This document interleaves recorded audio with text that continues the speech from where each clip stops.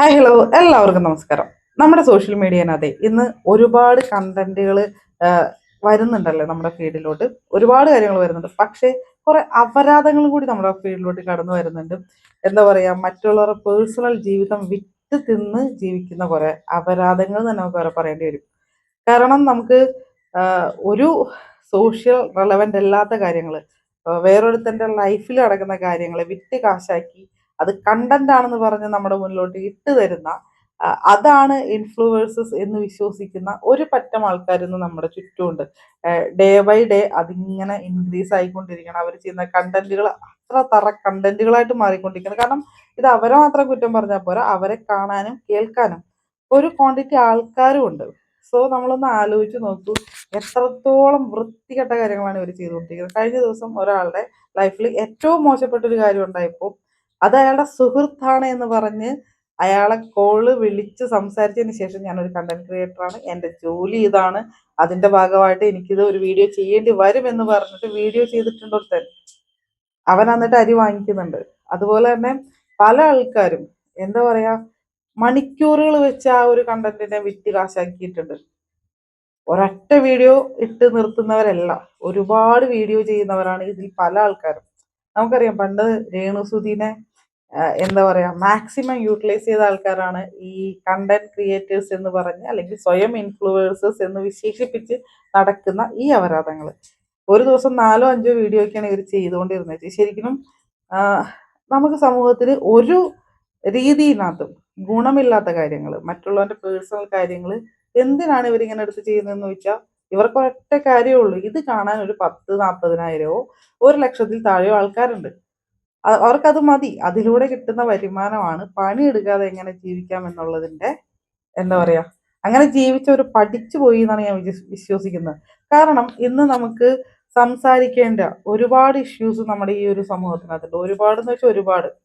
അതൊന്നും ഇവർ അഡ്രസ്സ് ചെയ്യുന്നേ ഇല്ല.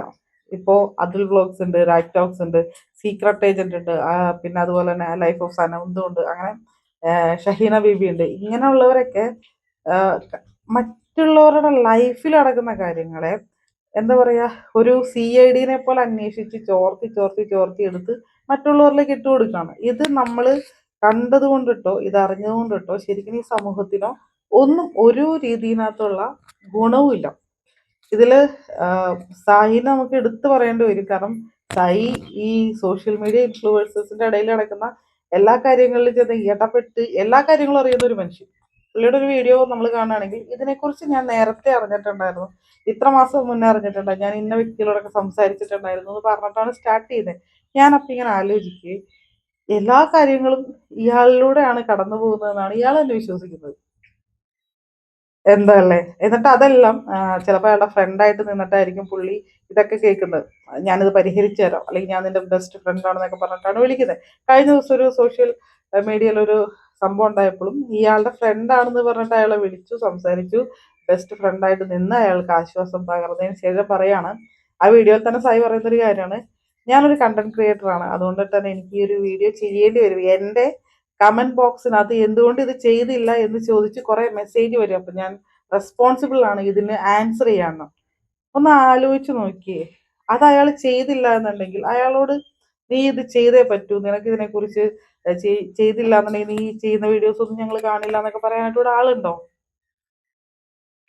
സ്വന്തം കൂട്ടുകാരനോട് ചെയ്യേണ്ട ഒരു മാന്യതയായിരുന്നില്ലേ ആ ഒരു വീഡിയോ അയാളെങ്കിലും ചെയ്യാതിരിക്കാന്നുള്ളത്?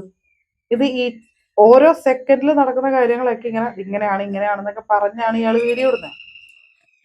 സോ അതുപോലെ കുറെ പേരുണ്ട് കേട്ടോ, ഇങ്ങനെ മറ്റുള്ളവരുടെ ലൈഫ് വിറ്റ് വിറ്റ് വിറ്റ് വിറ്റ് കാശുണ്ടാക്കി തിന്നുന്നവര്. എനിക്ക് പലപ്പോഴും തോന്നിയിട്ടുണ്ട്, നമ്മുടെ ഇൻഫ്ലുവൻസ് എന്ന് പറഞ്ഞ വാക്ക് ഒരു സമൂഹത്തിന് ഒരു പ്രചോദനം, അല്ലെങ്കിൽ എന്തെങ്കിലും ഒരു മാറ്റം ഉണ്ടാക്കുന്നവരെ ആയിരിക്കണം ഈ ഒരു പേരിട്ട് ടാഗ് ചെയ്ത് വിളിക്കേണ്ടത്. അല്ലാണ്ട് കണ്ടന്റ് എന്ന് പറഞ്ഞ് ഒരു ക്യാമറ ഓൺ ചെയ്ത് വെച്ച് പലതും ചെയ്യുന്ന ആൾക്കാരൊക്കെ ഇങ്ങനത്തെ ഒരു ടാഗ് ഇട്ടൊന്നും വിളിക്കേണ്ട ഒരാവശ്യമില്ല. അവരെയൊക്കെ നമുക്ക് വേറെ പല പേരുകളുമാണ് വിളിക്കേണ്ടത്.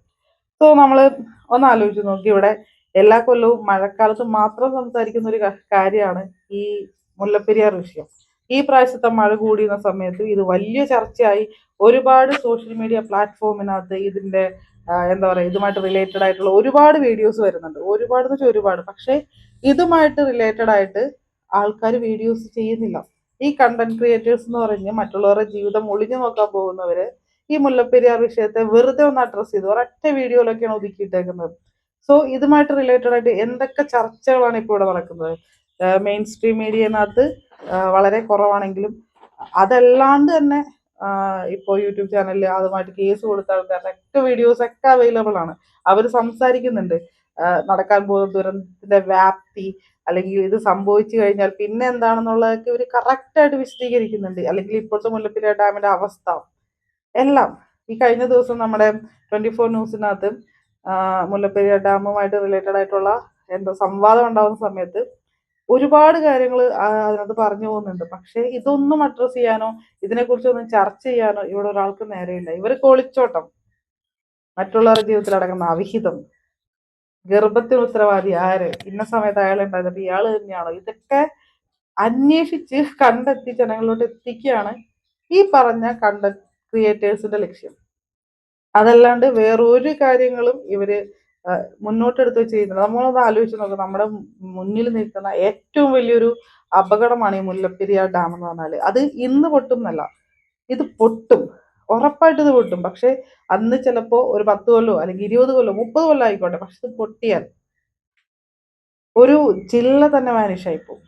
ഒന്ന് ആലോചിച്ച് നോക്കുക, അത് കൊണ്ടുണ്ടാവുന്ന ഏറ്റവും വലിയ കാരണം എന്തൊക്കെ പ്രശ്നങ്ങൾ ഉണ്ടാവുമെന്ന് വെച്ചിട്ടുണ്ടെങ്കിൽ നമ്മൾ ഓരോ വീഡിയോസ് കാണുമ്പോൾ നമുക്ക് മനസ്സിലാവും. നമ്മൾ 3 ജില്ലയാണ് പറയുന്നെങ്കിൽ പോലും 35 ലക്ഷത്തോളം വരുന്ന മനുഷ്യർ ജീവിക്കുന്ന ഒരു സ്ഥലമാണ് ഈ മുല്ലപ്പെരിയാറിന്റെ താഴെ വരുന്ന ഈ 3 ജില്ലകൾ. ഈ 3 ജില്ലയിലെ 35 ലക്ഷം മനുഷ്യർ മരിച്ചാൽ തന്നെ ഈ ബോഡികൾ അഴുക്കില്ലേ, ഇതിനെ സംസ്കരിക്കാനുള്ള ഒരു ഫെസിലിറ്റീസ് ഉണ്ടാവുമോ?